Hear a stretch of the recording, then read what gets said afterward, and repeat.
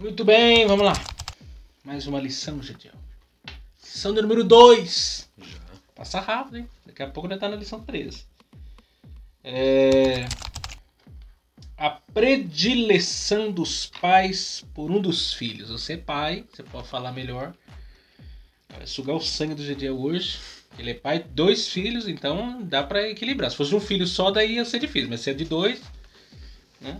Existe essa coisa... Vou começar por aí, antes de nós falar outras coisas. Não é boa essa pergunta inicial.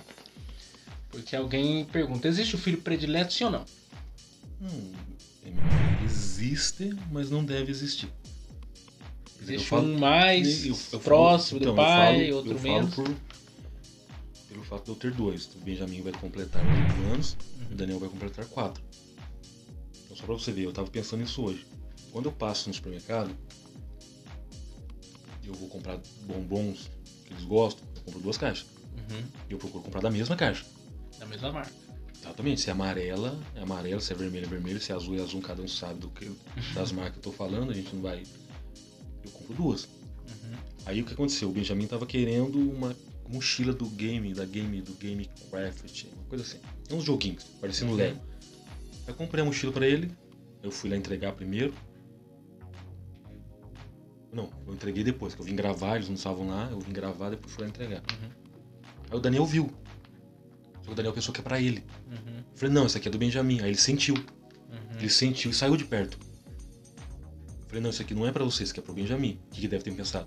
Meu pai comprou pro Benjamin, não comprou pra mim. Ele saiu fora, daí ele ficou sentido. Só que eu abri a mochila, ele tava querendo um robozinho. Que você coloca no chão, ele anda, gira, ele tem as luzes. Aí quando eu dei o robozinho pra ele, você tem que ver a alegria do menino. Pro Daniel. Então ele queria um robozinho, só que ele tinha visto em um dos supermercados aqui de Pina, mas tava um preço muito excessivo. Aí eu falei, eu precisava do modelo, aí consegui a foto do modelo, entrei na Amazon, achei por muito mais em conta, o mesmo. E com frete grátis. Opa. Aí chegou, mandei embrulhar. Só que ele ficou assim, quando eu disse que era do Benjamin aquele presente maior, porque era uma mochila, ele sentiu, na hora, ele sentiu só de perto de mim. Aí ele tava de costa pra mim, e provavelmente já ia pensar em chorar porque o meu pai deu só pro Benjamin. Aí eu chamei ele, aí quando tirei da mochila, aí quando eu tirei da mochila tava embrulhado, ele ficou já... Alegre. Ah, não, pensa numa alegria, mas é alegria de criança. Lógico. Aí ele desembrulha pra mim. Aí eu falei, você sabe o que é? Aí ele tentou, é meu robô? Aí desembrulhei, tirei da caixa, coloquei no chão e ele já viu o bichinho movimentar. Aí você vê, então, se eu dou só pra um e não dou pra outro, Cria uma divisão. o que ele vai pensar de mim? Meu pai não me ama, meu pai só gosta do outro. Então eu preciso fazer o quê? Se eu vou comprar alguma coisa, eu compro os dois. No outro. Mesmo que seja diferente, porque pode ser que o Benjamin queira um carrinho de controle remoto, o Daniel queira um bicho de pelúcia. Sei lá, ele quer um dinossauro de pelúcia. É isso que você quer? Seu irmão vai pegar um carrinho. Não, eu quero isso, tudo bem. Ele entende. Ele sabe que aquilo é o que ele queria. A criança, ela tem dificuldade com a abstração, né? A criança é muito concreta. O adulto, ele cresceu, evoluiu, ele compreende a abstração, né? Sim. Mas a criança, ela é 100% concreta. Então, se você não for concreto com ela não vai entender. Então, você dizer que ama a criança, ela vai entender ela pode até entender que você a ama, mas se você não colocar o amor no concreto. O amor no concreto, ela não compreende, né?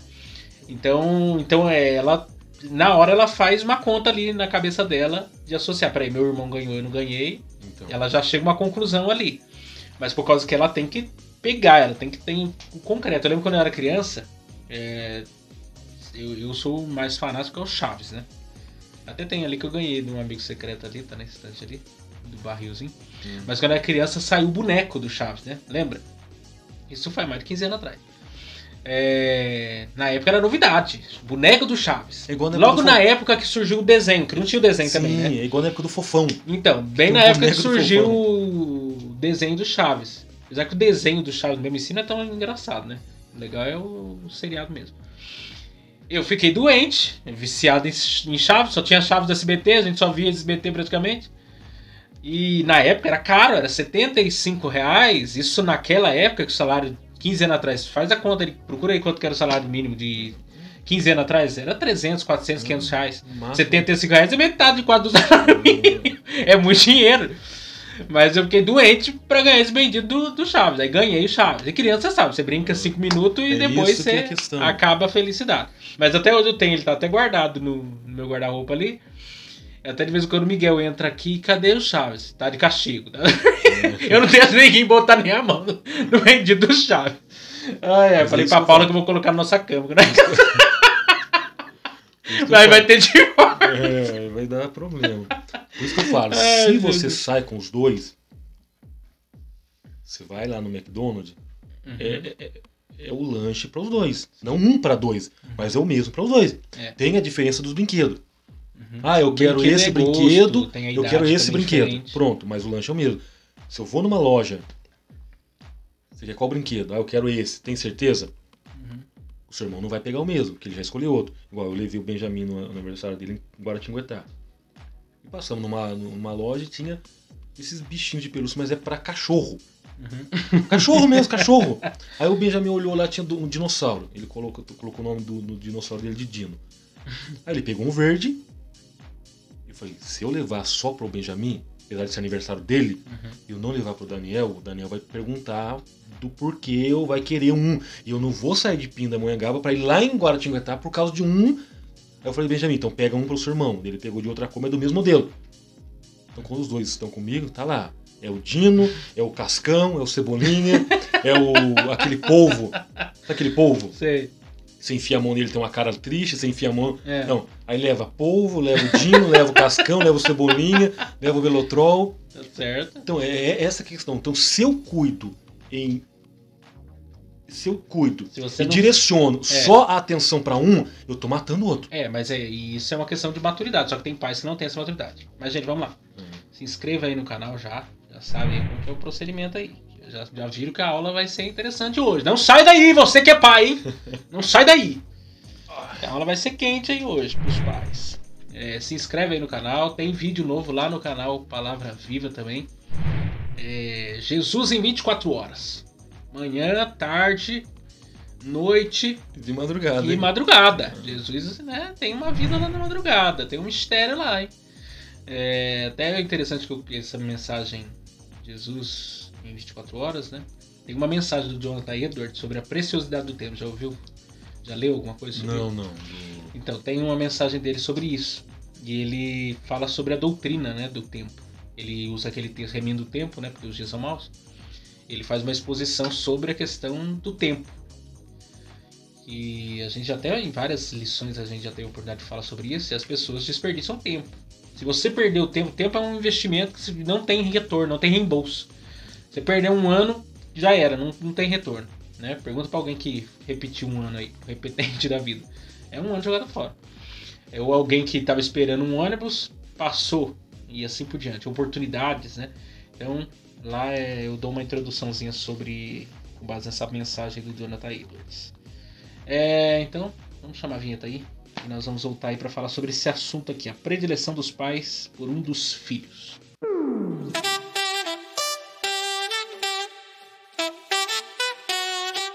Muito bem, vamos lá. Texto áureo está em Gênesis 25, 28. Dizia: amava Isaac a Esaú, porque a caça era do seu gosto, mas Rebeca amava a Jacó. Verdade prática. A preferência de filhos dentro do lar gera divisão e promove o egoísmo na formação deles. Vamos ler aqui a leitura bíblica. Classe. Gênesis 25, a partir do 19, diz: essas são as gerações de Isaque, filho de Abraão. Abraão gerou a Isaque. E era Isaque da idade de 40 anos quando tomou a Rebeca, filha de Betuel, arameu de Padarã, irmã de Labão, arameu, por sua mulher. Isaque orou instantemente ao Senhor por sua mulher, porquanto era estéril. O Senhor ouviu as suas orações, e Rebeca, sua mulher, concebeu. E os filhos lutavam dentro dela. Então disse: se assim é, por que sou eu assim? E foi-se a perguntar ao Senhor. E o Senhor lhe disse, 2 nações há no teu ventre, 2 povos se dividirão nas tuas entranhas. Um povo será mais forte do que o outro povo, e o maior servirá ao menor. E cumprindo-se os seus dias para dar à luz, eis gêmeos do seu ventre. E saiu o primeiro, ruivo, e todo como uma veste cabeluda, por isso chamaram o seu nome Esaú. E depois saiu o seu irmão, agarrado sua mão ao calcanhar de Esaú. Por isso se chamou o seu nome Jacó. E era Isaque da idade de 60 anos quando gerou. E cresceram os meninos. Esaú foi varão, perito na caça, varão do campo. Mas Jacó era varão simples, habitando em tendas. E amava Isaque a Esaú, porque a caça era de seu gosto, mas Rebeca amava Jacó. Esse texto aqui é polêmico, hein, Didiel? Vai se repetir em outras passagens da Bíblia. Não vai entrar na teologia do assunto, não. Vai dar uma treta fervorosa aqui, hein? 2 nações, amei a Jacó, aborreci Esaú. Tem vários desdobramentos aqui, mas vamos nos concentrar na família aqui. Vocês nós falamos semana passada de Abraão, né? Abraão e Sara e Agar, né? Tem Ismael também na história. Isaac aqui é o segundo patriarca, né? Abraão, Isaac, Jacó, embora dos 3 ali mais citados, né? Abraão, Isaac e Jacó. O Isaac é o mais crente. O Isaac é o esquisito da turma, né? Porque até o professor Wellington lá, o pastor Wellington, ele dizia que ele falou assim, acho que ele ficou traumatizado no sacrifício lá, né, que Abraão ia matar ele ficou meio meio vaga a história de Isaac, né? O protagonismo acaba ficando com Jacó mesmo e Abraão.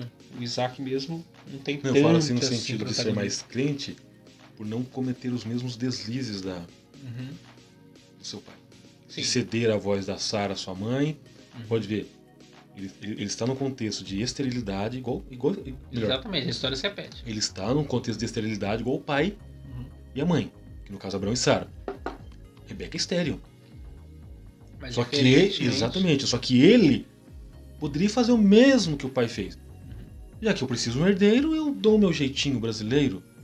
Até eu preciso de um herdeiro e dou o meu jeitinho brasileiro. Eu preciso de alguém que dê continuidade à minha genealogia, dê continuidade à minha família. Mas não. Enquanto Abraão, pode ver no capítulo 15 de Gênesis, Abraão é um homem de fé. No capítulo 16 de Gênesis, Abraão está cedendo o desejo de Sara.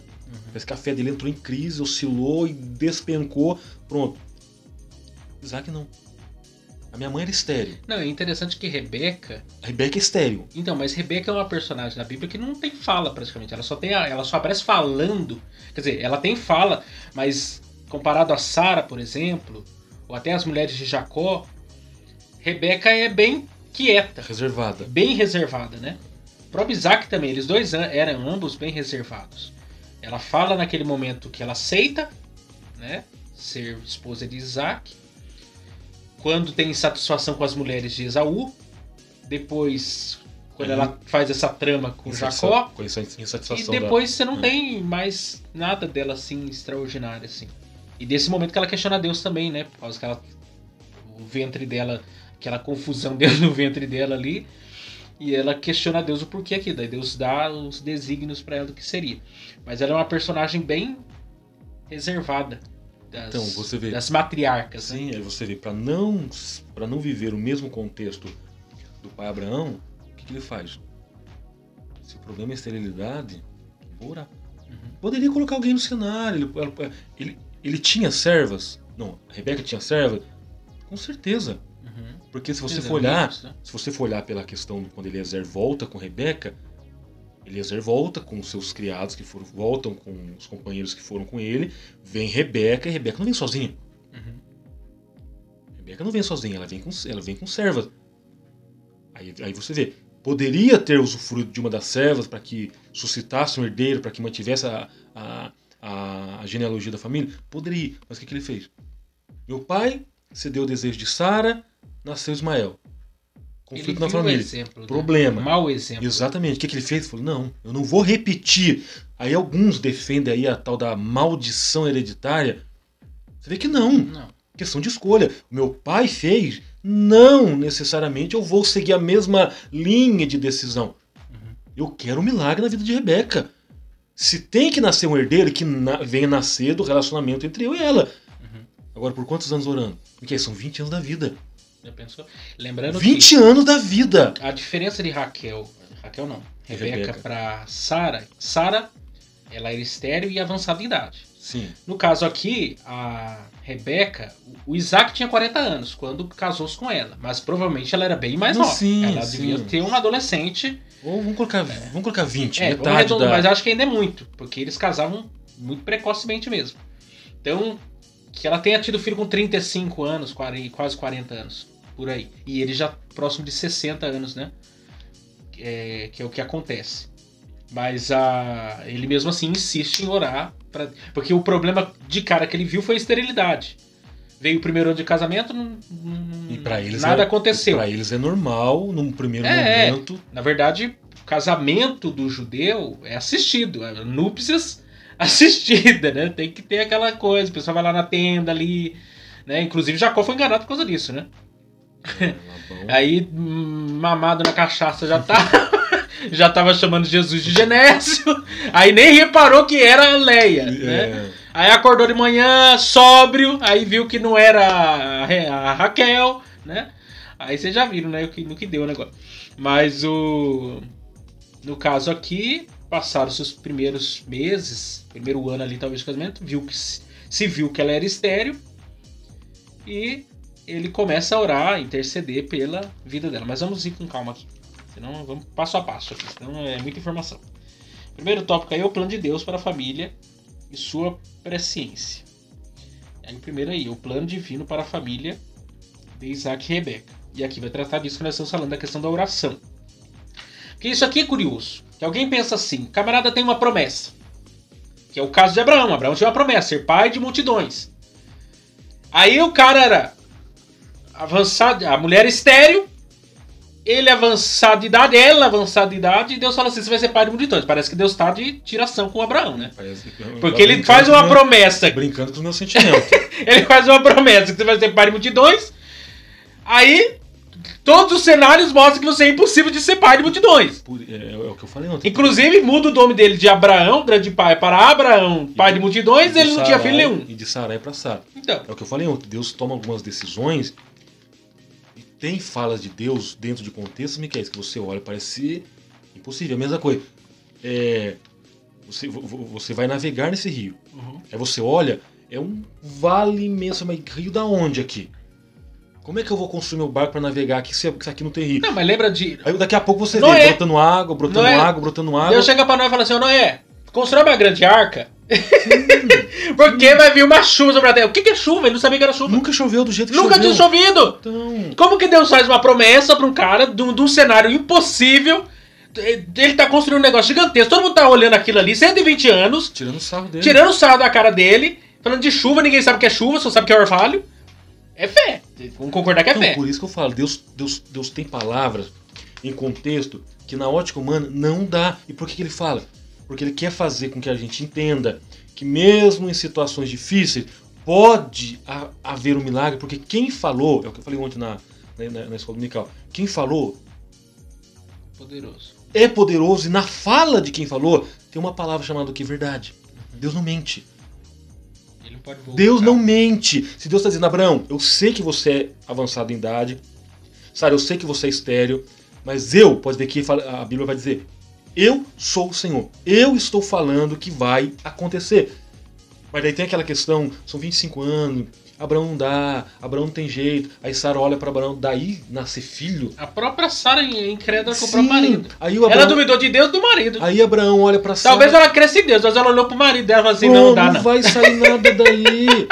Quando Abraão era jovem, quem sabe? Agora, aí, coitado. Pode ser que ela pense, Abraão vai começar a coabitar comigo meia-noite para no final do dia ele chegar no ápice do prazer. Vamos ser sinceros. Não tinha Viagra, meus irmãos. Vamos resumir a palavra. Não tinha Viagra naqueles dias. O cara tinha 100 anos. Aí Abraão começa meia-noite para terminar às 6 da manhã. Quando deu 6 da manhã, ele chegou no ápice do prazer. Pronto!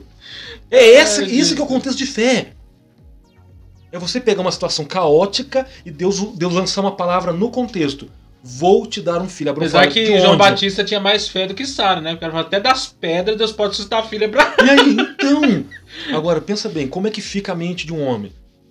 Eu sou avançado, Sara é avançada, aí 25 anos depois, então Abraão tinha 75, quando Abraão completou 100 anos. O que é isso? 100 anos hoje, até usei a expressão 100 anos hoje, o camarada está na cama, capengando, não fala, não anda. O cara que tá bom com 100 anos pode levantar a mão pro céu e agradecer, Não. porque a maioria... Aí você pega Isaac aqui. A mulher avança... Ele com 60 anos, quando vai, né? Quando nasce Isaac, quando nasce tem 60 Isaac, anos. E quando nasce Esaú, melhor.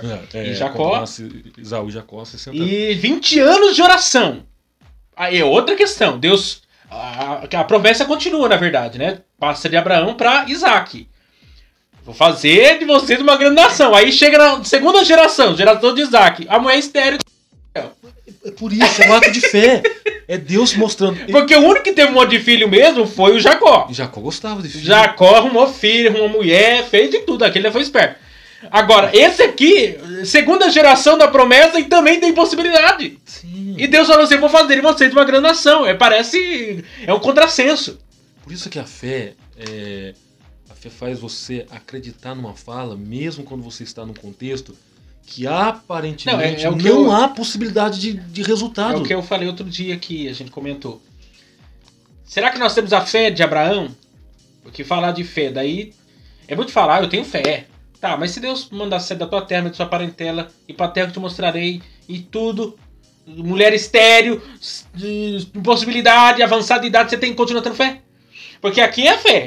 O Isaac está carregando a mesma promessa do pai. As mesmas coisas que Deus falou para Abraão estão sobre ele. Porque Deus continua renovando as suas promessas. É uma promessa transferida. Ali passa de pai para filho a promessa. Isaac crê, igualmente, que Deus realmente vai fazer algo ali a partir dele. Porque ele sabe o que aconteceu com a mãe Só dele. que ele o quê? Ele dedica-se 20 anos à oração para Deus mudar a situação. Será que a gente tem fé para orar 20 anos? Então, para Deus mudar uma situação? Ou eu faço o seguinte, já que eu não tenho, já que a mulher com quem eu estou não pode me dar filho, então vou fazer o seguinte, eu quero... Porque aqui, uma coisa é você orar debaixo de uma... Uma coisa é Deus liberou uma palavra, o cara daqui, ele iria... Essa é a promessa que eles iam ser uma grande nação, essa é a promessa. Então era uma certeza que Deus ia fazer, podia passar 100 anos, Deus ia cumprir aquela palavra ali. O desafiador é quando Deus não dá palavra nenhuma. E você tem que continuar orando. Sim. Aí é uma fé ainda mais fortalecida. Porque quando Deus nem deu uma palavra pra você tem que continuar crendo que ele vai fazer. Lembra do pastor Augusto Nicodemos? Tem vários vídeos do pastor Augusto Nicodemos no Instagram. E tem um que fala. Você lê a Bíblia, o texto não salta na sua frente, não fala com você. Você não ouve Deus, você não sente... Aí ele falou assim, aí que está o desafio. Mesmo que eu não ouça Deus, mesmo que o texto não pule na minha frente com clareza para me fazer compreender o que Deus quer dizer no texto, mesmo que eu não sinta arrepios, eu não sinto nada. Tem que continuar crendo. É aí que é a questão. Que a fé não tem nada a ver com sentimentos, necessariamente. Fé é crer. Você crê e ponto. Crer. Um exemplo, você já deve ter assistido o filme do Indiana Jones, Sim. Em Busca do Santo Graal. Sim. Que ele tem que atravessar para dentro da caverna onde tá lá de fato um senhor lá, vestido estilo aqueles jogam, não é gladiador, os cavaleiros da tábua, os cavaleiros lá do Rei Arthur. Não tem. Aparentemente não tem a ponte ali. Na verdade a ponte já estava ali. Ele simplesmente se lança na confiança de que ela vai estar debaixo do pé. Porque se não estiver, você vai vazar a 30, 40, 50 metros abaixo. Pode dizer que quando ele se lança, o pé dele encontra o que ele precisa. O Grand Canyon, você vai, o pessoal fica todo ansioso pra ir lá no Grand Canyon, aquela coisa. Aí chega lá, é um buraco só. É um vazado. Tem 4 quilômetros de profundidade aquele buraco. E aí? Diz que um cara foi tirar uma selfie, né? E caiu. Dava tempo dele tirar a foto, postar no Instagram e morrer feliz. Escrever um texto. 4 quilômetros. 4 quilômetros, gente. 4 quilômetros. Se daqui, de onde eu tô morando aqui, pra Moreira é 15 quilômetros, mais ou menos. É daqui, quer ver? 4 quilômetros é um quarto mais de um quarto do caminho. Sabe o que seria 4 km? Avenida de Moreira, do Homem de Lata até a Matriz são 3 km. Chegando na Dutra. Então, imagina, caindo 4 km. E pega um corpo. Quanto tempo que não dá isso? Se de carro a gente leva uns 5 minutos. Então faz a conta aí. Você pega um corpo a 80 quilos o corpo. Aí tem a questão da lei da física lá, que o corpo em movimento, ele parece que duplica ou triplica, duplica o peso. Então se 80 vai para 160. 160 quilos em queda livre. Quando o camarada encontra o chão, você é que encontra, você arrebenta tudo. Ele morre no caminho do infarto, né? Tem essa possibilidade. Agora, pensa bem. E se, não, o perigo não é morrer no caminho, o problema é sobreviver lá embaixo, né? Já pensou ficar lá embaixo sobreviver e morrer à míngua? Lá embaixo sem luz, sem ar suficiente? Então, tem essa questão Acho que eu prefiro morrer de infarto. Da queda. Dependendo se você sofrer uma queda, tem uma posição que você... Não, mas o corpo, quando ele tá... o acidente acontece isso. O impacto, na hora, às vezes o corpo, por causa da adrenalina, você não sente aquela dor. Mas... dependendo do impacto, a pessoa até não... você olha assim, nada tá acontecendo. Só que os órgãos podem mudar de posição. Não, E aí tem paradas... hemorragia. Né, várias hemorragias contínuas. Então você vê, o que seria feito? Mesmo se não morrer instantaneamente, morre depois por causa do... Não tem... Mas você vê aqui, 20 anos de oração. Será que nós estamos dispostos a orar 20 anos para Deus mudar uma situação? Você pega a Mônica, mãe de Agostinho, ela orou 30 anos pela conversão do Agostinho. 30 anos, inclusive os católicos chamam ela de Santa Ana, Santa Mônica. 30 anos de oração pelo filho. Porque você vê, são 20 anos transitando. E graças a Deus que ela orou 30 anos, senão não ia ter Agostinho na história. O segundo maior teólogo da igreja depois de Paulo, gente. E é teólogo, hein? E não, até hoje ele deixa a gente sem cabelo na cabeça. Ele faz uns questionamentos lá que... Aí você vê, são 20 anos transitando no mesmo caminho de fé, são 20 anos lutando contra a incredulidade, são 20 anos lutando contra questionamentos, são 20 anos lutando contra será que vem, será que não vem, paro, continuo. A insistência da fé, a importunação. É a ideia da mulher lá no livro, nos evangelhos, que vai para importunar o juiz. Eu preciso que julgue a minha causa. O que Isaac estava pedindo de Deus? Eu preciso que Rebeca saia da esterilidade. Eu quero ser pai. Você tem uma promessa com Abraão, para que essa promessa se torne uma multidão maior que a quantidade de... Melhor, para que aconteça essa promessa de uma multidão, como o senhor falou com meu pai, quando o senhor falou, sai e conta as estrelas. O que ele estava fazendo ali é o que nós já falamos aqui, orar as escrituras. Não, sim. Há promessas que já estão liberadas para nós. Nós temos ousadia na nossa oração. Por quê? Porque se Deus falou que tem propósito de realizar, eu posso orar com fé, confiando que ele vai ouvir, porque ele não pode mentir, ele não pode voltar na sua palavra. Exatamente. Deus é a essência da verdade. Eu gosto daquela oração, a gente até comentou, né? A oração de Jacó, né? Jacó fez 4 pedidos. Ele queria a presença de Deus, proteção, provisão e... eu não lembro o quarto. Mas é Gênesis 28. Deixa eu só lembrar aqui, para não errar. Que é uma oração que você pode fazer. Se Deus for comigo, presença de Deus. Se me guardar, proteção. Nessa viagem, proteção. Se me der pão para eu comer, provisão. E veste para vestir, provisão. E paz, né? Tornar a casa do meu pai, relacionamento, né? Então, são 4 pedidos. Sim. Você pode chegar diante de Deus, ter certeza que ele vai dar vitória. Porque até o salmista, eu gosto dos salmos quando eles vão tratar sobre esses assuntos também. Porque por diversas vezes os salmistas apresentam isso diante de Deus. Eles orações em meio à guerra, inimigo vindo, um monte de coisa acontecendo. Eles pedem a Deus para lutar com eles, vencer os inimigos, etc. Pedindo proteção, pedindo a sua presença, fome de Deus, sede de Deus. São tantos, 150 salmos, tem 150 salmos pra gente orar. Sim. Então, orar as escrituras é se agarrar na palavra de Deus, crendo naquilo que ele de fato tem para nos oferecer. E a própria palavra de Deus, ela é o quê? Quando Paulo fala a Timóteo, toda ela é inspirada. Então ela tem um sopro de vida, ela tem um sopro do próprio Deus. Então, se eu estou olhando para a palavra de Deus, eu preciso de proteção para hoje, eu encontro inúmeros textos que falam de proteção. Se eu preciso de paz, eu encontro inúmeros textos que falam de paz. Estou precisando de provisão. Então, um monte. Senhor é meu pastor, mais clássico. Senhor é meu pastor, nada me faltará. Que é a minha oração mais poderosa que é essa? Salmo 121. Eleva meus olhos. Proteção. De onde é que vem socorro? De onde é que vem proteção? De cima. Deus é meu socorro. Bem presente na angústia.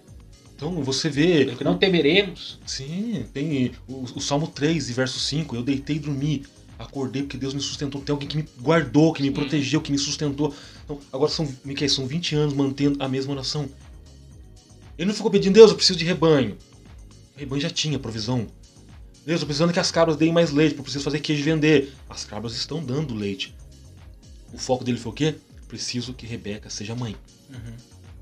É importunação, é bater em cima da mesma petição. É até importante falar isso aqui. Esses dias eu estava conversando com um casal de amigos. A gente foi na casa deles levar presente, nasceu bebê. E eles têm uma história bem interessante. E ela engravidou quando ela tinha 18 anos, perdeu a criança. Eles eram casados. Foi um choque, né? Primeira perda, aquela coisa, você cria expectativas e tal. E perdeu uma segunda vez há mais ou menos uns 2 anos atrás, 1 ano e pouco atrás. E aí dessa vez engravidou. Graças a Deus nasceu, tá com saúde lá. Só que ela, contando o testemunho dela, pessoal, quando ela engravidou a primeira vez, ela queria, o desejo dela era 100% egoísta. Ela queria, porque ela se sentia, havia uma, vamos dizer assim, uma cobração familiar, dos amigos, etc. E então ela queria ter filho para mostrar para os outros que ela podia ter filho. Entendeu? Então ela era egoísta, ela estava 100% egoísta no pedido dela. E ela engravidou e perdeu a criança. E ela ficava lutando com Deus, olhando para a vida de fulano, beltrano, que engravidava, tudo dava certo, e ela tentava engravidar, porque depois disso ela tentou engravidar várias vezes, e não tinha. Chegou a fazer exame caro para saber o motivo, mas ele falou assim, olha, você não tem problema nenhum para engravidar. Você tem tudo perfeito, os órgãos estão todos em pleno funcionamento. Não tem uma razão, tem uma explicação... Você é fértil. Não tem uma explicação científica para dar para você do porquê você não tá conseguindo engravidar. E ela ficava lutando com Deus contra isso. Aí um dia, Deus falou com ela. Nessa época, ela mais jovem, Deus falou com ela. Ela viu uma mulher de rua, moradora de rua no caso, né? Grávida. E ela olhou pra moradora de rua e falou assim, nossa, até a moradora de rua tem filho, eu não consigo ter filho. Aí Deus falou no coração dela, você quer estar no lugar dela também? Aí aquilo bateu um peso, porque ela tava... Como que é, tipo assim... Ela tava tão egoísta no desejo dela, que ela não tava olhando o contexto dela. Talvez a moradora de rua não gostaria de estar grávida, no contexto dela. Sim. E ela tava olhando só por aquilo que ela tinha como benefício, que era poder ter filhos, gerar filhos. Mas não tava olhando todo o outro contexto. E ela tava muito melhor do que a moradora de rua, e não tava sendo grata a Deus. Por causa de um pedido, um desejo do coração. E aí Deus... Passou-se quase 10 anos disso, né? Mais de 10 anos disso. Deus fez uma reviravolta, né? E dessa última vez, quando ela engravidou, engravidou de novo, ela estava já com o coração em paz. Ela perdeu, essa segunda perda que ela teve, ela não reagiu da mesma maneira que ela reagiu da primeira vez. Porque Deus curou. E interessante que ela engravidou e perdeu de novo. Deus permitiu que ela perdesse uma segunda vez. Mesmo depois de ter passado por um processo de Deus já ter tratado o coração dela. Mas naquele momento era como se Deus estivesse dando um carimbo assim. Falando assim, agora você está curado. E aí ela engravida de novo e agora nasceu a criança, está lá com saúde, graças a Deus. Mas é um processo que Deus permitiu ela passar para desfrutar de algo que Deus já queria que ela recebesse. E às vezes eu vejo muitos casais que querem ter filhos. Ou que nem eu já vi casos de gente que falou assim, vou desviar do evangelho porque não tenho filhos. Isso é um pedido egoísta e Deus não vai. Vou ser muito sincero nisso que eu estou falando. E até mesmo se vier, muitas vezes pode ser maldição em vez de bênção. Não a criança em si, mas o processo da criação da criança pode ser turbulento. Porque tem gente que não tem estrutura para ser pai, não tem estrutura para ser mãe. Que é uma coisa, mas nem sabe o que está pedindo a Deus. Porque o problema é quando o filho se torna fantasma. E fantasma... Porque tem gente... Não, mas sabe o que acontece, gente? Eu conheço casais... É aquilo que amedronta, que causa medo, ao invés de causar alegria. É filho, foi gerado, nasceu, você está embalando o filho, você amamenta o filho, mas você olha pra ele é um fantasma. Ele assusta. Não, mas tem casais, por exemplo, que eles já estão com o casamento em crise, aí querem arrumar filho pra tentar resolver o problema do casamento. Pior problema. Pode ser que... Porque se você não resolver o problema do casamento, como é que você vai ter um filho, gente? Vai ter que criar um filho. O filho é uma outra pessoa que você vai educar junto. Como é que vai funcionar isso? Psicologicamente, espiritualmente, Então, emocionalmente. são muitas coisas em jogo. Sim. E tem muita gente querendo resolver o problema achando que o filho vai ser a solução e muitas vezes não é, né? Então, assim, eu achei interessante o testemunho dela, porque isso é uma realidade, né? Às vezes a gente tem que sondar, diz o salmista, sonda, né? Ver se há em mim algum caminho mau. Ele tá pedindo a Deus, sonda onde eu não posso sondar. Eu vi esses dias o podcast também, só abrindo um parênteses aqui, do Francis Chan. Inclusive ele é autor de alguns livros, né? Ele é autor daquele livro mais famoso dele, é o Louco Amor. Ele tem um livro sobre o Deus Esquecido, uma capa vermelha, que eu já li. E esse Francis Chan, ele é pastor americano. Quando ele escreveu esse livro e publicou, explodiu o livro, que ele não tinha dimensão de onde poderia chegar. E aí chegou a editora e os direitos autorais, ele ia ganhar milhões de dólares na venda do livro. Só que ele era um cara que pregava contra um monte de coisa. E ele começou a viver aquilo que ele pregava contra, né? E aí a primeira coisa que ele fez, ele abriu mão dos direitos autorais para o dinheiro vir para ele. Ele canalizou todo o dinheiro para as missões. Ele não quis usufruir do dinheiro. Ele poderia, seria um problema. Mas ele não quis usufruir disso. Para ser um pastor milionário, aquela coisa. Não, ele não queria concentrar sua vida nisso. Ele já tinha um salário, já tinha uma igreja que sustentava ele, que ele vivia bem e tal. Só que o que fisgou ele foi a fama. Quando ele viu o nome dele na capa do livro. E aquilo rodou o mundo. E aquilo encheu o coração dele de vaidade. E quando ele se viu nesse pecado, ele caiu em arrependimento diante de Deus. Falou assim, meu Deus, eu preguei a vida inteira contra isso. E agora eu tô fisgado com isso. E ele teve que lutar com Deus para vencer isso. E hoje ele é famoso no mundo inteiro, mas o coração dele não tá nisso. Porque tem muitas pessoas que é uma armadilha. O dinheiro pode ser uma armadilha. Paulo escreveu a Timóteo em relação a isso, né? A questão do dinheiro. A fama pode ser uma armadilha. Se a pessoa não entender que o fim é a glória de Deus, né? E tantas outras coisas.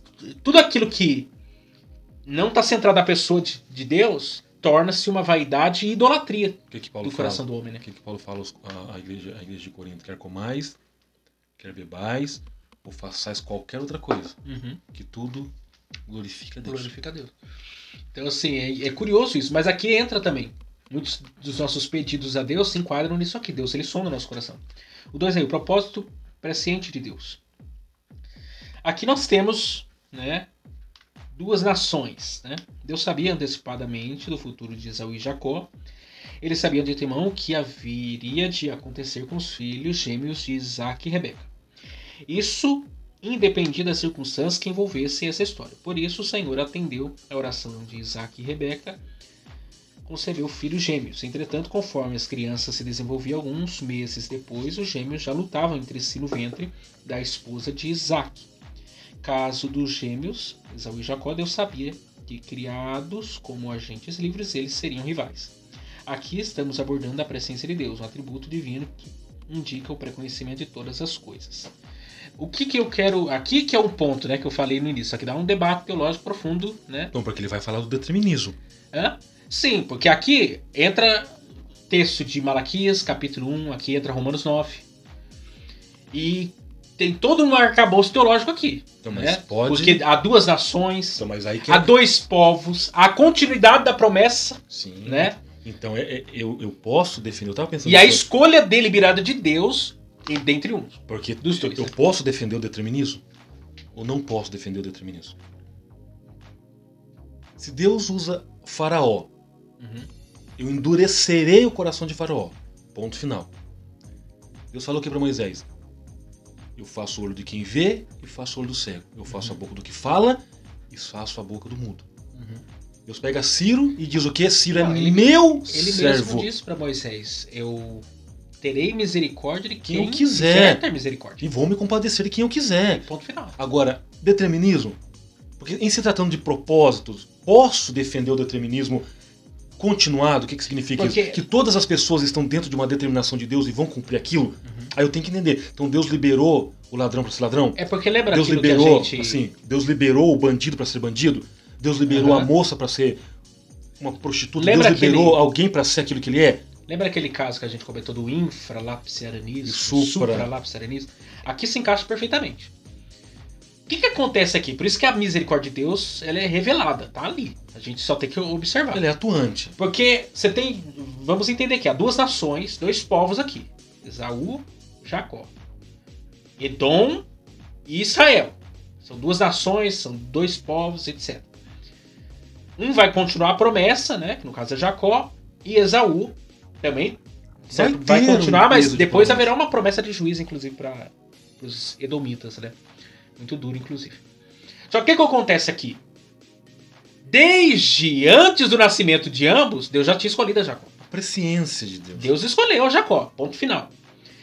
Só que quando nós vemos a história deles, eles nasceram, cresceram, se desenvolveram, alguém ainda perguntaria assim: por que Deus escolhe a Jacó? Porque se a gente fosse olhar na matemática, Jacó era o pior. Na ótica humana, biográfica, humana, Jacó era o pior. E por que Deus quis se compadecer de Jacó? Se fosse olhar para outra ótica, Esaú era até melhorzinho. Né? O Esaú era até diferente. Menos pior. Menos pior, vamos dizer assim. Ambos eram ruins, mas era ainda menos pior. Porque Jacó, desde o início, ele é o quê? Aquele que segura o calcanhar. Enganador. Começa por aí. O cara compra lá, faz lá uma maracutaia lá da benção da primogenitura. Com o Esaú. Com a ajuda da mãe. Ajuda da mãe. Não, antes disso, ele queria... O Esaú também tinha defeitos. Ele vendeu o direito de primogenitura por um prato de lentilha. Desprezando, inclusive... Por que ele fez isso? Proposital? Né? Desprezando o direito de primogenitura. Jacó, que era esperto, né? Ele não é bobo nem nada. Trapaceia com a mãe. Etc, etc, etc de coisas. Porque, na verdade, Jacó vai se converter mesmo lá no Val de Jaboque. Né? É o momento ali. Era aquele momento, 91 anos de idade, que eles convertem e falam. Mas são ambos ali, quando você olha a biografia de um e de outro, ainda Esaú é melhor do que Jacó. Mas Deus quis ter misericórdia de Jacó. Deus amou a Jacó. E ponto final. Isso é o que? Graça. Não há mérito nenhum, nem há mérito em outro. Deus simplesmente escolhe para seus próprios fins, seus próprios propósitos. Por isso que é graça de Deus, não é predileção. Porque ambos eram pecadores diante de Deus. Então, ambos eram errados. Ambos estavam destituídos da glória de Deus. Então eu posso defender. Deus escolhe por misericórdia e bondade. Quando Deus manifesta sua misericórdia, ele não está sendo injusto. Então eu posso defender o determinismo. É Deus quem determina o que ele quer. Se ele está falando, eu amei Jacó e aborreci Esaú, eu estou decidindo que ele... Porque na verdade, o grande dilema, e aqui, nota de rodapé para os assembleiros de plantão aí. Até eu nem li a última parte aqui da lição, desse trecho aqui, porque ele fala... Ele já coloca aqui como presciência de Deus. Isso aqui é muito complicado para nós. Para mim, né? O Gediel talvez não. Mas para mim é muito difícil a questão da presciência. Porque eu não consigo separar a presciência da predestinação. Porque pré-conhecimento... Porque uma coisa é eu ter... É aquela história. Eu vi um filme, o Gediel não viu. Eu tenho pré-conhecimento do que vai acontecer no fim do filme. O Gediel não sabe. Isso é presciência. Mas para Deus, não faz sentido. Deus é o autor de todas as coisas. A partir do momento que ele viu o futuro foi determinado. Ele não pode ver uma coisa que está fora dele. Ele não pode olhar o corredor da história como se o corredor da história fosse a parte dele. Não. Ele olhou para o corredor da história, a história passou a existir. Sim. Por isso que ele tem pré-conhecimento. Porque ele mesmo colocou o futuro lá. O futuro só existe porque ele estava lá no futuro também. Então eu não consigo separar presciência de predestinação. Quando ele amou a Jacó e até a palavra lá para conheceu também, né? Os que dantes conheceu. Lá é o hebraísmo. Lá não é conhecer abstrato. Lá é conhecer concreto. É o que o texto original, a ideia é intimidade, né? Relacionamento sexual. Então, quando ele fala o que dantes conheceu, estes também predestinou, né? Predestinar, definir futuro.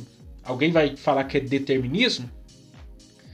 Eu entendo que Deus colocou um futuro lá. Estabeleceu um futuro. E ele escolheu Jacó. Ponto final. É o quê? É graça. Mas mesmo misericórdia de Deus. Mesmo que haja... Isso não muda o fato que que Esaú, ele é responsável pelos seus pecados. Ele é errante. Ele casou com mulheres erradas, ele desvalorizou até mesmo o direito de primogenitura e etc. de fatores nós poderíamos elencar. Mas ele é responsável pelos seus pecados ali. Ele é responsável pelos seus pecados. Mas Deus escolhe um povo. Deus escolhe um povo em Jacó. Inclusive, é curioso que quando você vir lá na frente, né, Deus mudou o nome de Jacó para Israel. Sim. Mas ainda a promessa continua sendo Deus de Abraão, de Isaac e de Jacó. Que é um mistério isso aí. Nós eu acho que comentamos numa lição, né? Por que ele continua chamando de Jacó? Para não esquecer do passado. Porque Israel é aquele que lutou com Deus. Significa aquele que lutou com Deus. O anjo mudou o nome de Jacó. Inclusive, é o nome que carrega a nação. A nação carrega o nome de Israel. Sim. Um povo que prevaleceu diante de Deus. Só que a promessa ainda foi feita a Abraão, Isaac e Jacó. Na verdade, a promessa, ela precede a conversão do próprio Jacó. Origens. Lembra das suas origens. Então, porque quando Deus fez a promessa a Abraão, a promessa passa para Isaac, nasce Jacó e Esaú. A promessa já estava lá, com o descendente daquele que seria o continuador. Antes de Jacó de fato se render totalmente, porque naquele momento do Vale de Jacó tem um momento de confissão, de entrega a Deus. A pergunta de 20 anos atrás ecoa na boca do anjo, porque quando ele esteve diante de Isaac, Isaac perguntou: quem é você? Ele se chama Jacó. Ele se chamou de Esaú. Mentiroso. Enganador. Né? Ele mesmo não se declarou como Jacó. E depois Deus muda o nome dele para Israel. Só que quando o anjo pergunta para ele: quem é você? Ele responde: eu sou Jacó. Naquele momento. Falou: quem que eu sou? Eu sou enganador. Eu sou um trapaceiro. Eu passei a vida inteira trapaceando. Fala assim: agora eu posso te dar um novo nome. Uma nova identidade. Agora você nasceu de novo. Esse sou eu.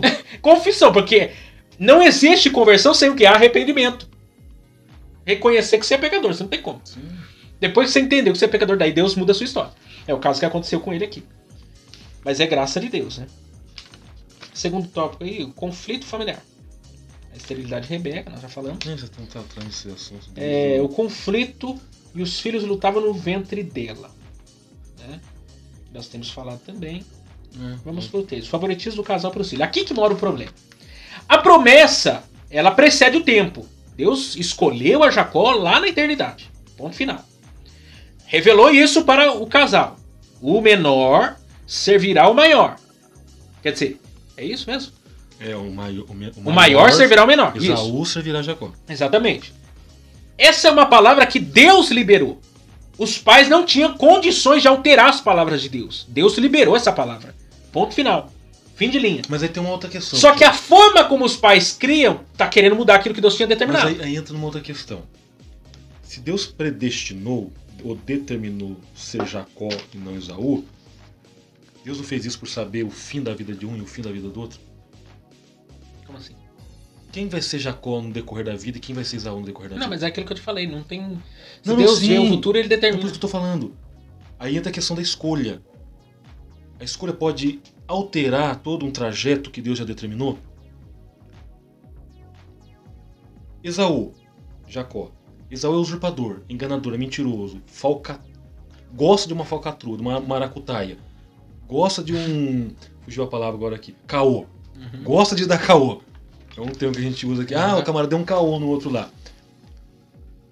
Como é que vai ficar o fim da vida de Jacó? Então vamos dizer que, como você falou, Deus tem um olhar lá no final. Mas é aquilo que eu te falei. Ali o que eu entendo é o olhar de misericórdia. Ambos estão indo pro precipício. Sim. Deus escolhe um. Porque esse é o destino de todos nós, inclusive. Toda a humanidade sem Deus está indo pro precipício. Quando Deus escolhe uns para salvação, é misericórdia. Porque todos iriam pro precipício. Não há injustiça em Deus. Eu consigo entender essa questão do ato de não haver injustiça em Deus. Eu ainda fico com a incógnita na cabeça referente à questão da predestinação. Eu até disse hoje para um amigo, pastor Daniel, você conhece o pastor Daniel Borges, que eu não defendo mais, eu não discuto mais questão de pré-tribulacionismo, mid, pós, e nem arminianismo, nem calvinismo. Isso é uma discussão. Eu defendo o quê? No céu vai ter a banda dos arminianos. Sim! Eu defendo qual? 2 teses apenas. O Jesus que salva é o Jesus que volta. Sim. Eu tenho que entender isso. Agora a questão. Todos pecaram, destituídos estão da glória de Deus. Todos. Miserável, pecadores. Miserabilidade humana encontrada em ambos. Ambos são pecadores, ambos são miseráveis. Não é pejorativa a palavra que eu vou usar. Ambos são desgraçados, desprovidos de graça. Ambos são moribundos, ambos são sujos por causa do pecado. Estão caminhando na mesma condição, para o mesmo buraco, receberam a mesma sentença. Deus abre o olhar de um e não abre o olhar de outro. Por que ele faz isso? Porque ele é soberano. Ele faz o que quer. A questão, hoje nós estamos com 8 bilhões, segundo o cálculo aí, 8 bilhões, mas deve ter muito mais.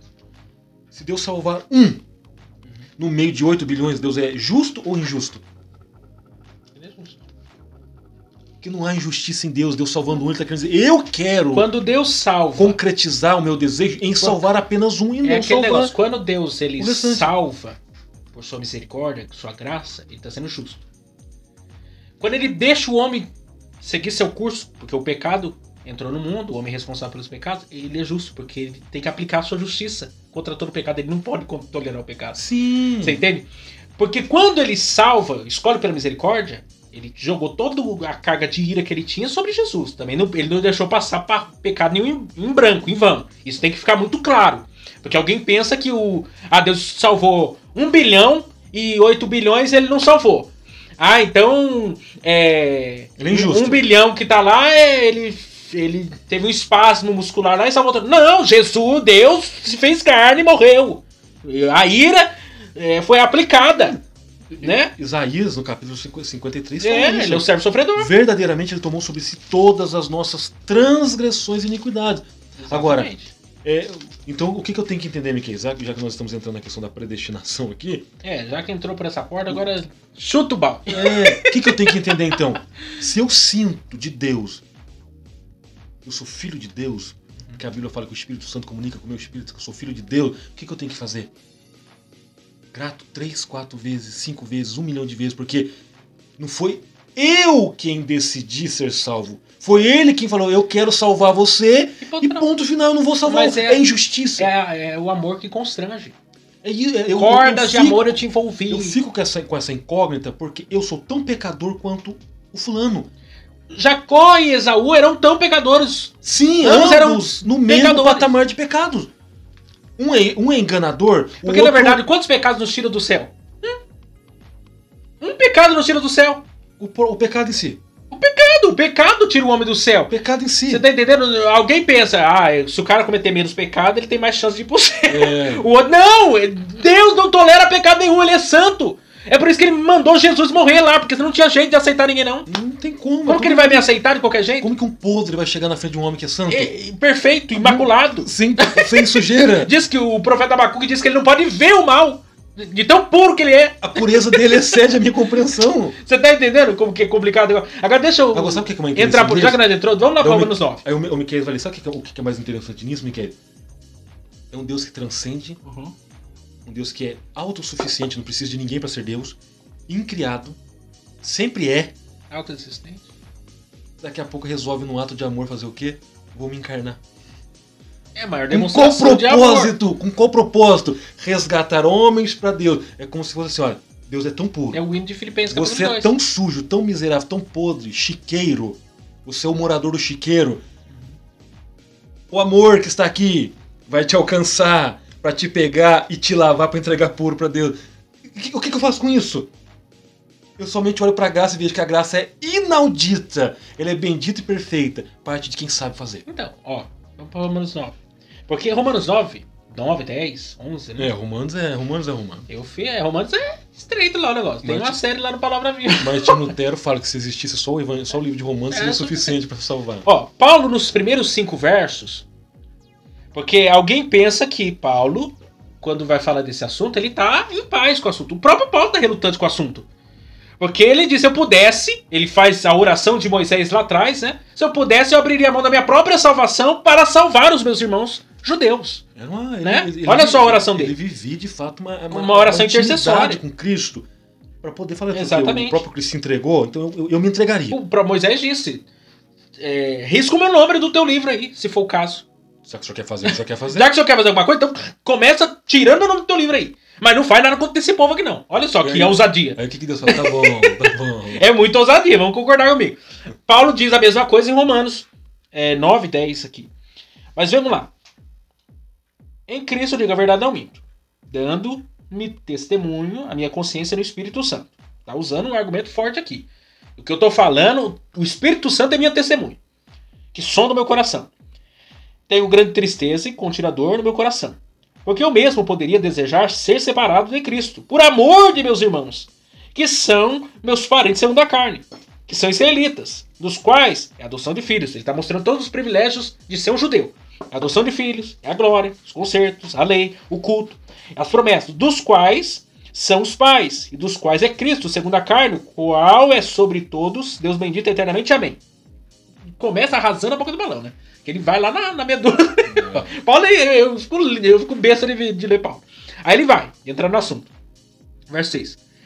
Não que a palavra de Deus haja faltado, porque nem todos que são de Israel são israelitas. Ele já havia falado sobre isso. Os enxertados. Exatamente. Os enxertados. Nem todo, quando ele está falando nem todo de Israel é israelita, ele está falando assim, existe o descendente natural, tem o sangue de Abraão correndo nas suas veias. Tem o DNA. Tem o DNA de Abraão.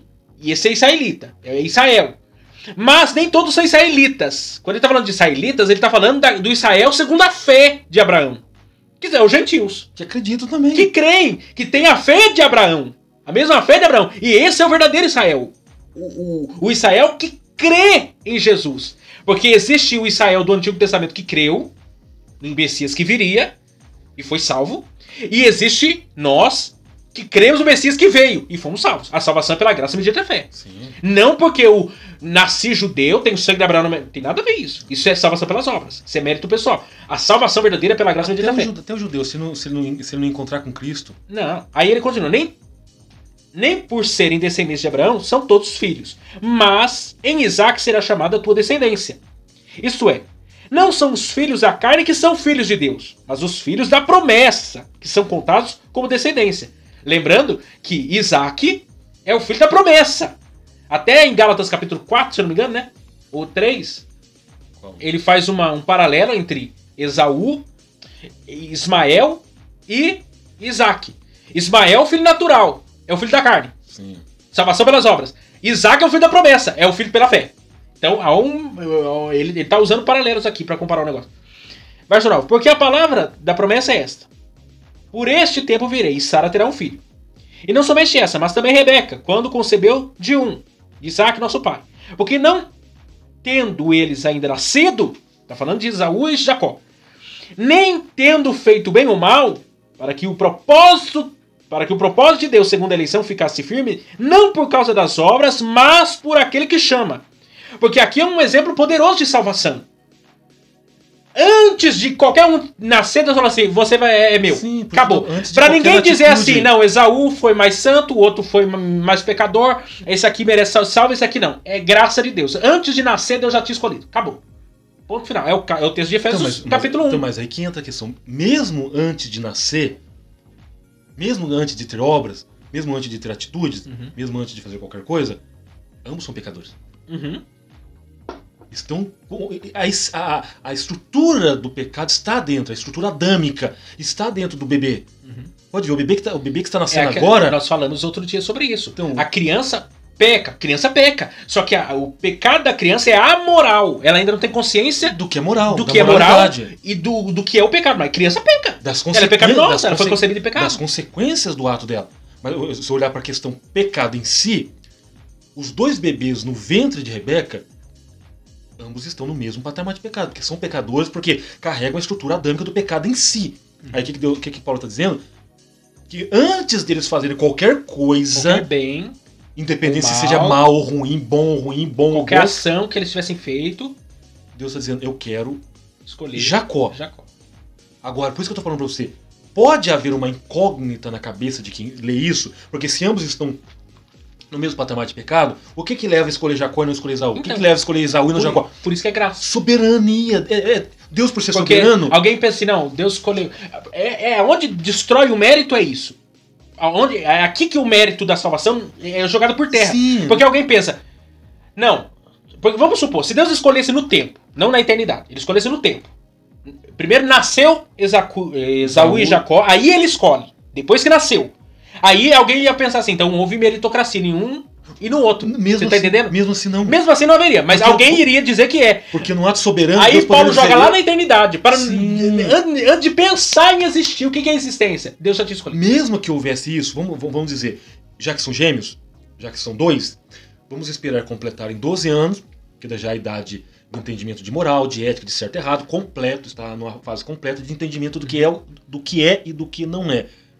Agora sim, daí Deus olha lá do céu, vamos dizer, só para conjecturar, coloca a mão no queixo, Jacó. Alguém fala, por quê?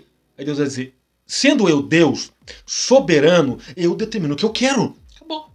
Alguém vai questionar isso, os anjos vão dizer, de fato, seja feita a tua vontade. Jesus ia questionar, o Espírito Santo ia questionar. Então, um ia pisar no pé os do outro. anjos não chegariam para Deus e dizer, não, o senhor é injusto, já Esaú é melhor, Deus diria para eles, sendo eu Deus, detentor de tudo, controlador de tudo e que manda e desmanda, eu estou querendo Jacó e não Esaú. Eles olharem para Deus, seja feita a tua vontade. Então, aí aqui. Por isso que eu falo, só te cortando, o ato soberano é o ato de decidir o que quer. Pode haver uma incógnita na minha cabeça, por que Deus faz, por que Deus não faz, que haja, porque eu sou humano. A minha mentalidade humana quer tentar entender, mas eu tenho que entender o quê?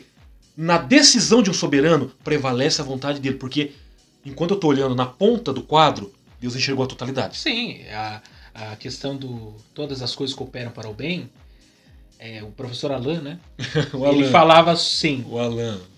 Eu não posso... existe partes e existe o todo, né?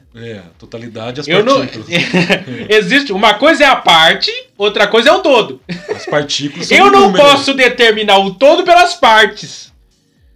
Porque é uma parte. Exato. Eu não posso pegar uma partícula e determinar isso como todo, não. Eu não tenho conhecimento da existe um totalidade. todo que determina as partes, mas a parte não pode determinar o todo. Exatamente. Eu pego um bolo e pego... um pedaço ali e determino o bolo inteiro por aquela parte. Uma parte do bolo tá azedo, aí eu determino que todo o resto tá azedo. Exato. Você tá entendendo? Eu tô olhando um capítulo da história, é igual o livro. A gente lê livro.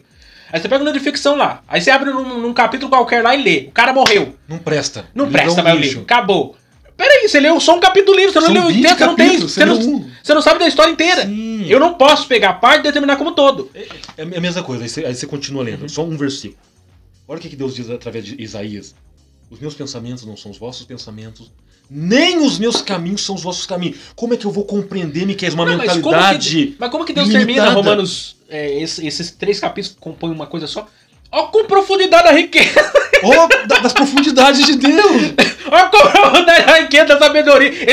O Paulo termina falando sobre esse assunto de eleição, predestinação, tudo que o povo tem em terror, ele termina glorificando a Deus. Então, por isso que eu tô falando, como é que eu, humano, doxologia, com a mentalidade tamanho de um caroço de azeitona, vou tentar entender... Como que o finito pode tentar compreender o infinito? Por isso que eu tô falando, como que a minha mente... consegue compreender a mente de um Deus. Nós um ser temporal tentando entender aquele que é eterno, que tá fora do tempo. Que tá 1 trilhão de quilômetros na minha frente quando eu penso que caminhei um minuto lembra dele conversando com o Jó? Ô Jó, onde você tava, Jó? Quando eu fiz isso, quando eu fiz aquilo... Você nem sabe de nada, cara. Não, Jó, fica na tua aí, Jó. Então é isso, pode ver, o que. Não tem como questionar Deus sobre essas coisas. A gente vai ficar... Se você tentar compreender essas coisas, você vai ficar louco. Você tá lendo, e na hora que enquanto você lê, vem coisa na mim. Olha a fala de Agostinho. Eu citei isso ontem. Uhum. Ele sai pra caminhar, tá com questionamento sobre Deus, querendo entender Deus. Já falei isso, mas é o que vem na mente. É a verdade sobre Deus. Uhum.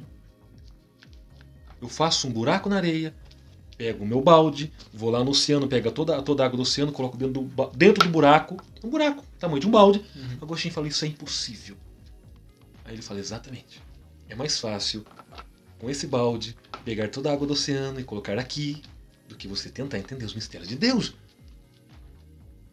Uhum. Como é que eu vou alcançar, Miqueias, Deus, se Deus é eterno? Não alcançar.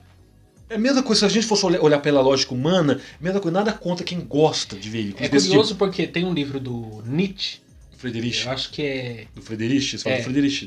Que é o Assim Falava Zaratustra. Eu comecei a ler esse livro. É um livro dificílimo, que eu até parei de ler. Mas ele conta uma história, porque Nietzsche era niilista.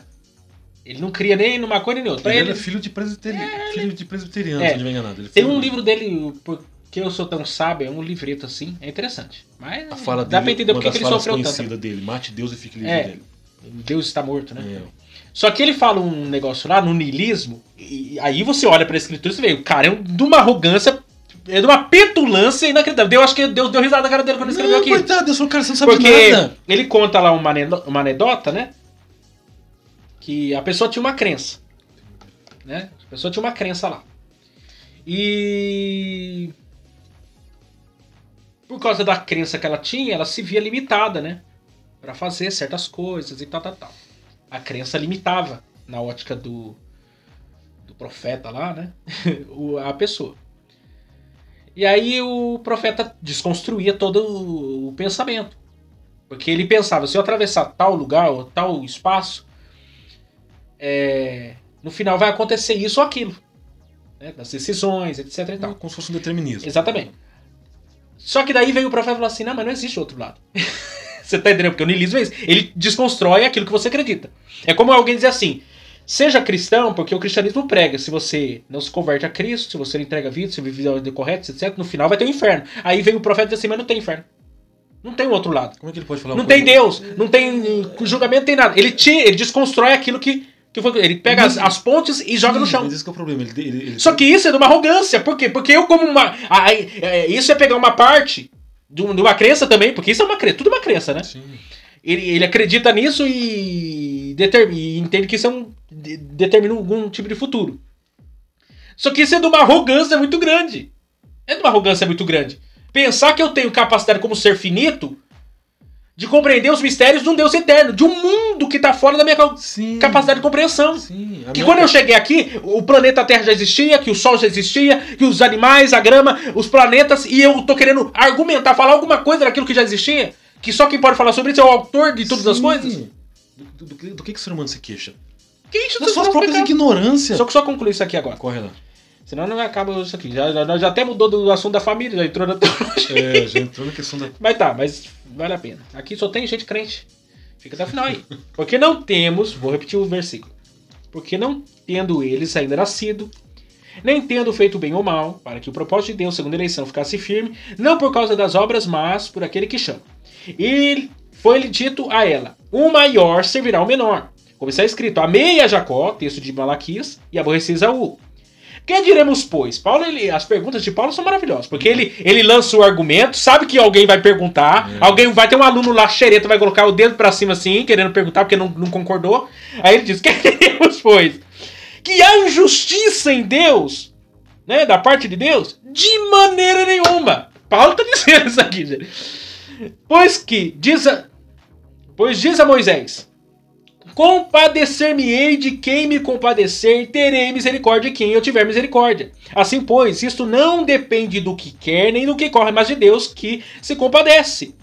Porque diz a Escritura a Faraó, para isto mesmo te levantei, para em ti mostrar o meu poder e para que o meu nome seja anunciado em toda a terra. Logo, pois, compadecer-se de quem quer e endurece a quem quer. Dir-me-ás então, por que se queixa ele ainda?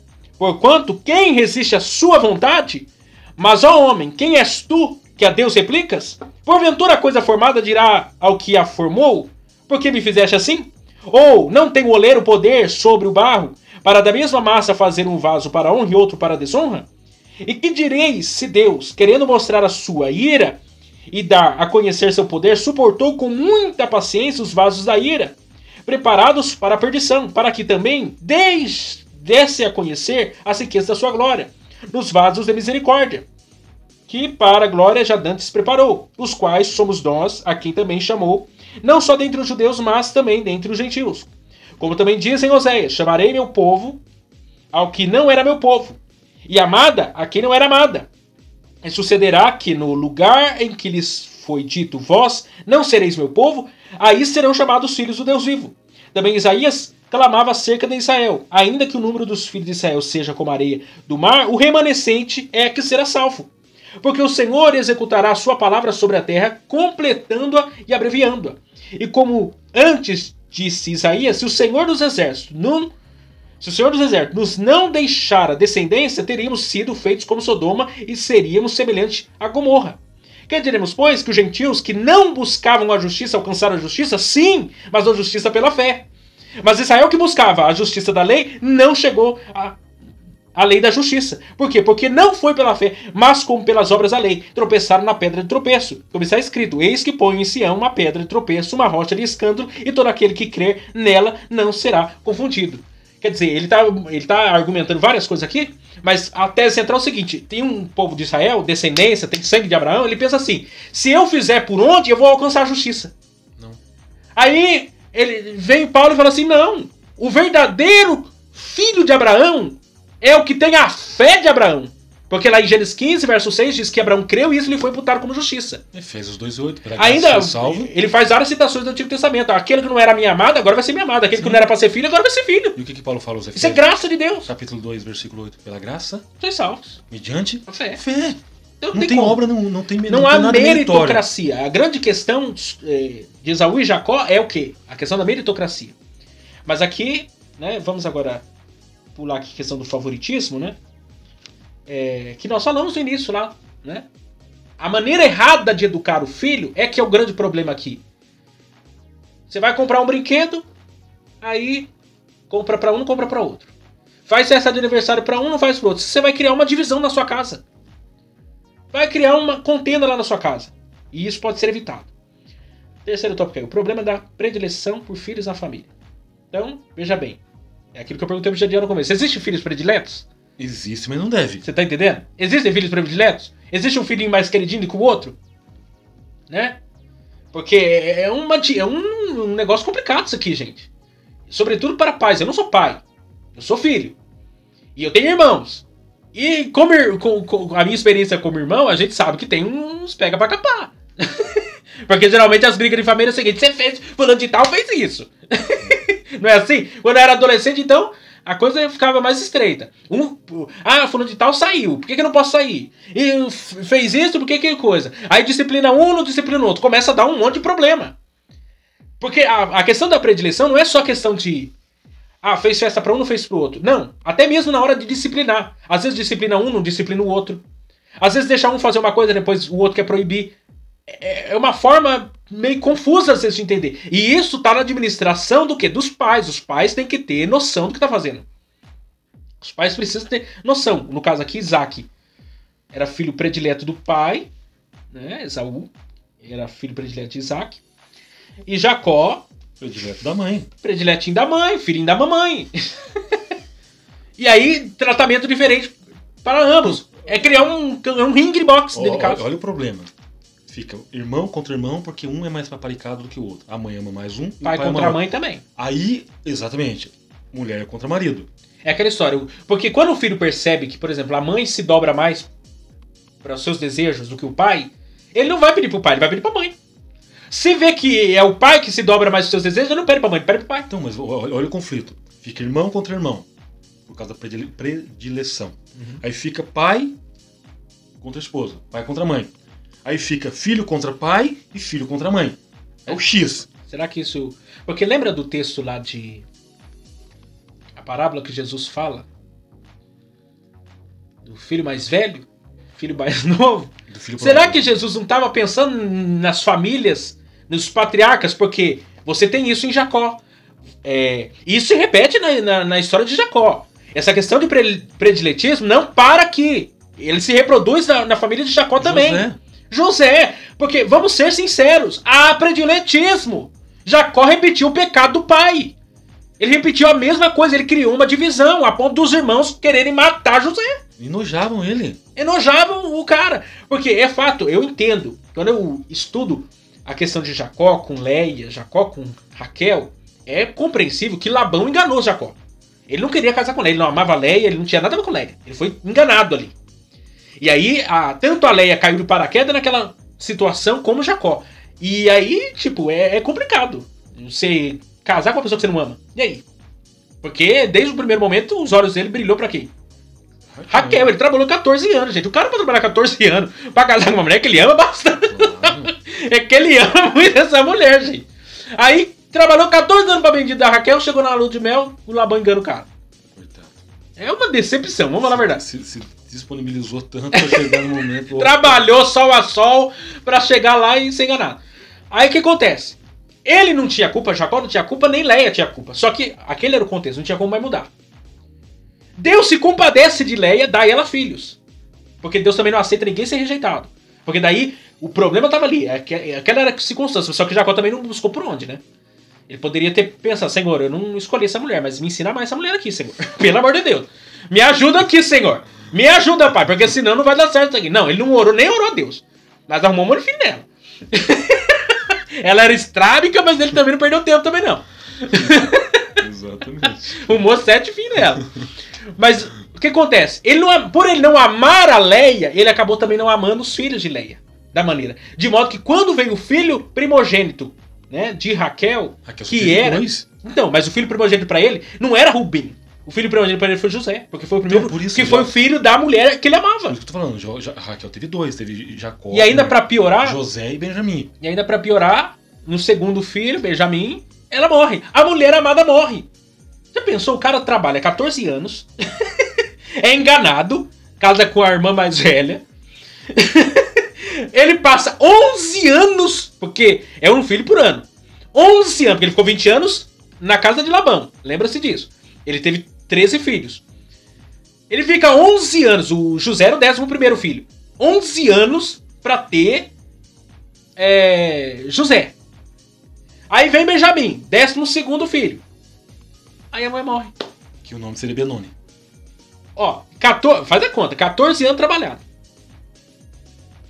11 anos praticamente de casamento. Porque na verdade eles foram 7 anos, né? Daí ele trabalhou mais 7. Mas já nos primeiros 7 anos só passou uma semana, né? Mais ou menos entre uma coisa e outra. Ele já casou com a Rebeca. A questão da núpcias. Mas então vamos tirar 7 anos.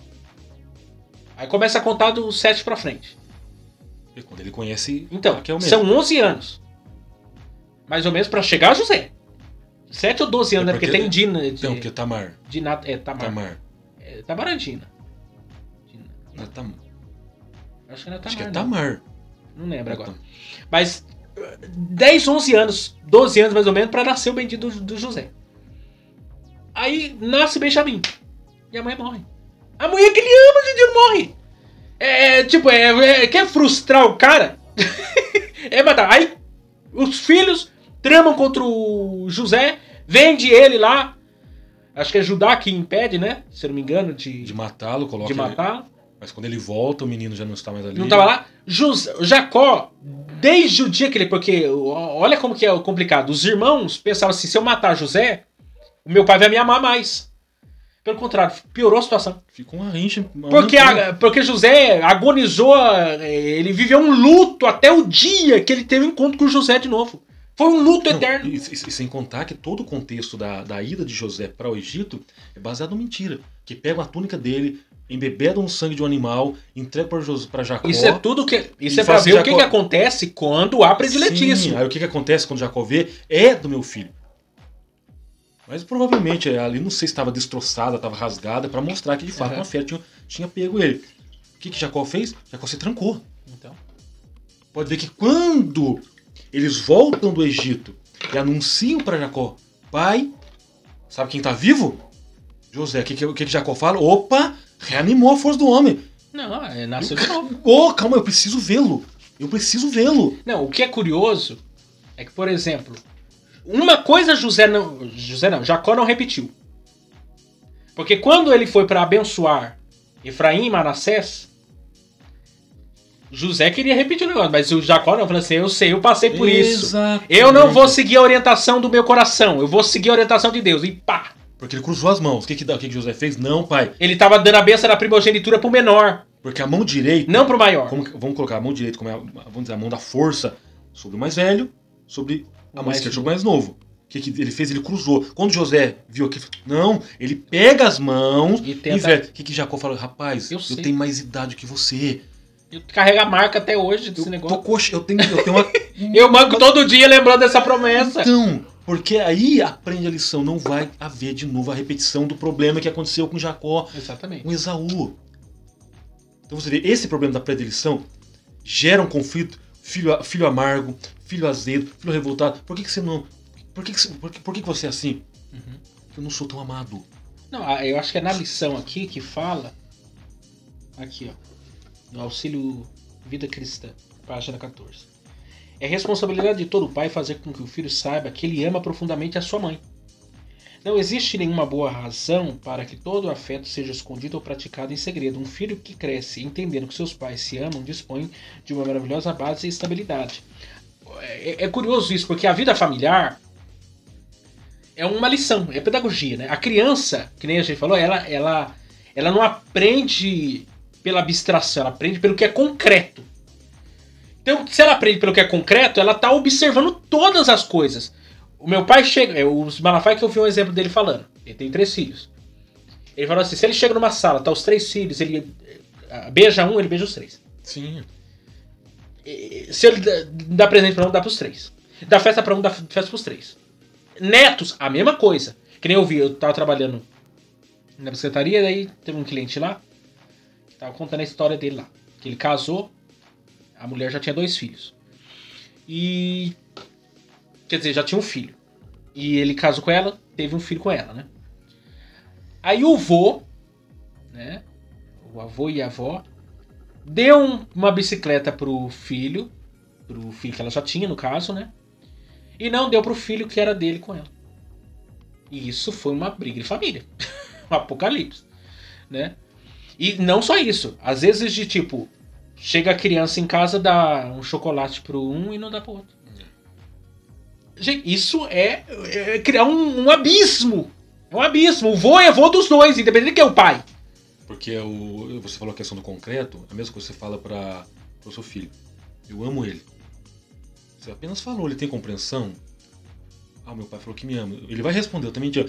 Agora vai lá e dá um abraço. O abraço é concreto. Você falou, ele gravou porque ele ouviu. Não, a forma mas que o trata... fato de você chegar e dar um abraço é diferente. E, assim, se você continua ou insiste nessa questão de ter predileção para um, o outro só vai fazendo o que? O outro só vai se afastando. Mas a forma até como... A gente usa muito, a família tradicional passada, né? Usava muito reforço negativo para disciplinar. Então, por exemplo, a criança fez lá alguma coisa errada. Aí vem e pá, dá uma porrada de cinta, vara e... e tudo mais. Só o reforço negativo como meio de disciplina. Mas quando fazia coisas boas, não dava o reforço positivo. Exatamente. Isso cria lacunas também. Porque você tem que saber disciplinar na hora que precisa ser disciplinado, mas você tem que saber elogiar na hora que tem que ser elogiado. E é muito mais fácil disciplinar do que elogiar. E por isso que muitos pais acabaram não criando afetos profundos com os filhos na vida adulta, porque os filhos têm medo de se abrir com o pai. Porque ele só entende o pai como quem? Alguém que disciplina, que censura o tempo todo. Nunca teve uma palavra de elogio, de tipo, ver coisas boas no filho e dar incentivos pra ele. Aí o que acontece? A pessoa vai se fechando. Sim, o que Mário Sérgio Cortella fala? Corrija em particular, elogie em público.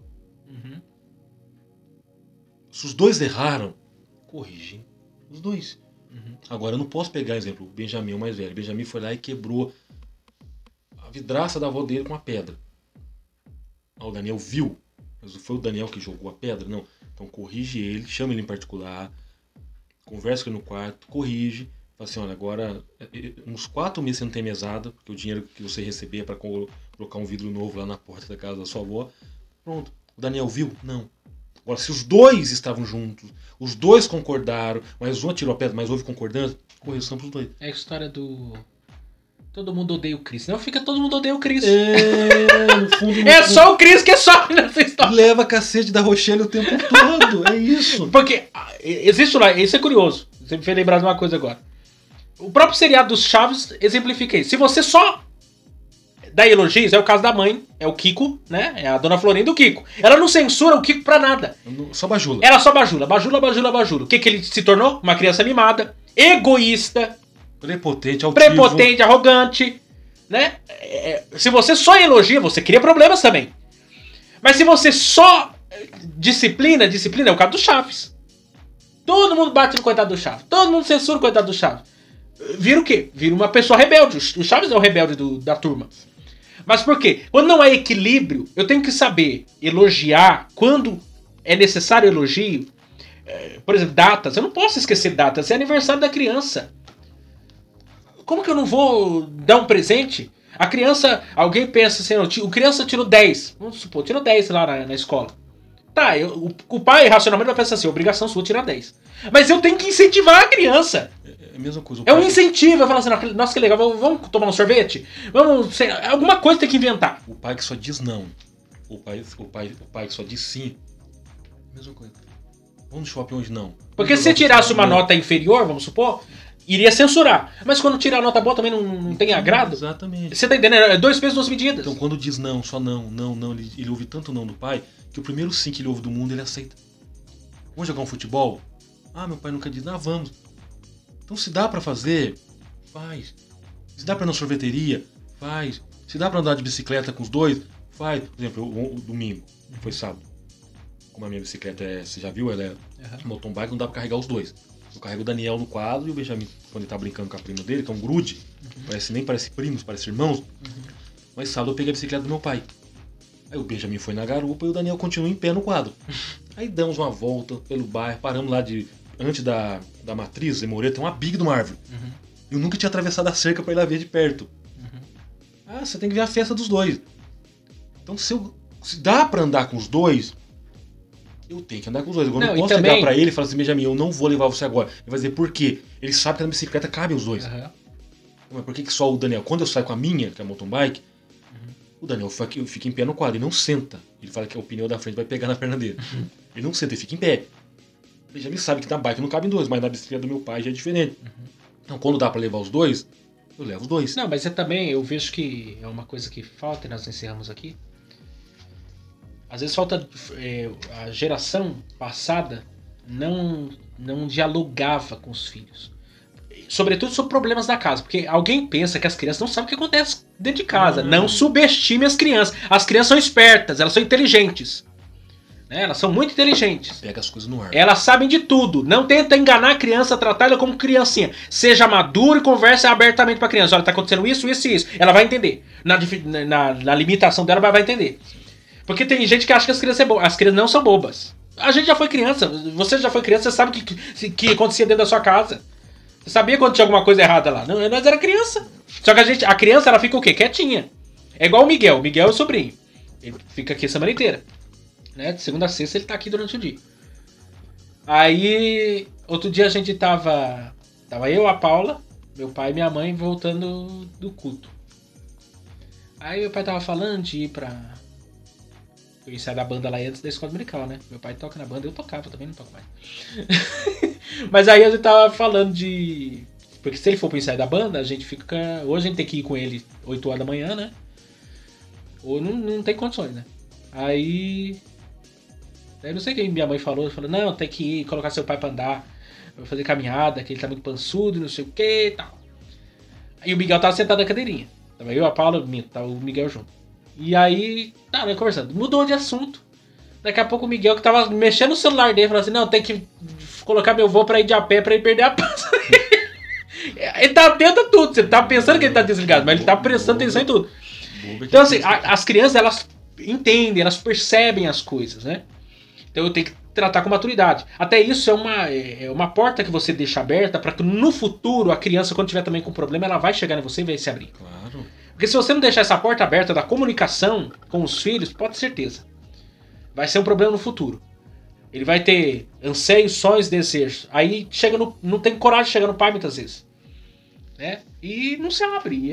Isso vai criando problemas, vai criando situações, dúvidas. Tem pais. A criança vai crescendo, ela vai ter dúvidas. Se você não tiver clareza pra falar, porque tem pais que têm medo de falar sobre sexualidade com o filho. Se você não falar sobre sexualidade, meu filho, lá na escola ele vai aprender o negócio melhor que você ainda. De forma deturpada, errada, equivocada. Tem filho que nunca viu o pai e a mãe dar um beijo. É um negócio extraordinário. Como que pode um negócio desse? Semana que vem nós vamos falar de ciúmes. O mal que prejudica a família. Deixa eu ver até que texto que eles vão usar aqui. eu não vi ainda. O texto de Jacó, de José. Jacó habitou na terra e peregrinou, né? Ciúmes de mal da família. Vai ser interessante. Cenas para os próximos capítulos. Estamos vendo bastante a família aqui dos patriarcas. Semana que vem nós estamos aí, gente. Deus abençoe vocês.